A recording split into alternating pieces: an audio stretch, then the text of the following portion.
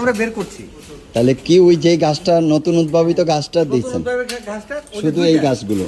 শুধু ওইখানে দুইটা আছে, 6-7 পাতায়, ওটা 15% প্রোটিন, আর এটা হলো 10-11% প্রোটিন। আচ্ছা, এখন ওই 16% প্রোটিনের গাছটা হলো ওইখানে। ও এটা হলো নর্মালটা। ওকে,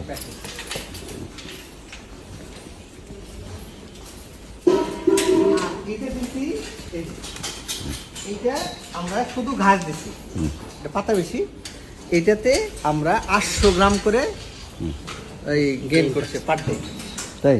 ও পার ডে আবার ওয়েট করতেছেন? হ্যাঁ হ্যাঁ, 10 দিন পর পর আমরা ওয়েট করি, 10 দিন পর। যে 800 গ্রাম করে, কোনো দানাদার খাবার নেই। আচ্ছা আচ্ছা, তাহলে এইটা 800 গ্রাম করে, আর ওগুলো কত গ্রাম করে? ওইটা 350 না কত, 500-500-র মধ্যে, 500-র মধ্যে।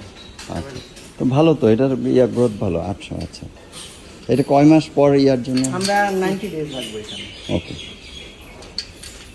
তার মানে এটা দ্বারা যদি কেউ মানে কোনো কিছু দানাদার খাবার না খায় 800 গ্রাম, যদি আপনি বলেন যে এটা 1.5 কেজি ওয়েট করো, 1.5 কেজি বাড়ানো যাবে। যদি এই বেসিক আমরা নিতে পারি যে এই গাভীটা 800 গ্রাম হয় বা 1 কেজি হয়, তাহলে আমি এটাতে 1.5 কেজি বানাইতে পারবো। যে তখন আমরা 20% আমরা দানাদার খাবার দিব, আর 80% এই খাবার ঘাস দিব। তখন কিন্তু that will produce 1.5 KG.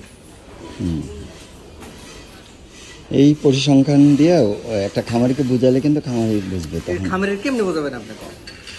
Building এর মধ্যে বোঝালে কিন্তু হবে না। না না, ওই তো খামারির কাছে গিয়েই বুঝাবে। না, এনে আনন্দ লাগবো। হ্যাঁ, এনে আইসে ওই যে ঘাস দেখান লাগবো, কেমনে কেমনে বুনছি ওটা দেখান লাগবো, এনে গরুর দেখান লাগবো, ওই দেখো ওই যে ওইখানে যে গ্যাস হচ্ছে, আমরা কিন্তু এইভাবেই দেখাই। আমি যে ট্রেনিং গুলো করি খামারি নিয়ে আসি, প্র্যাকটিক্যাল।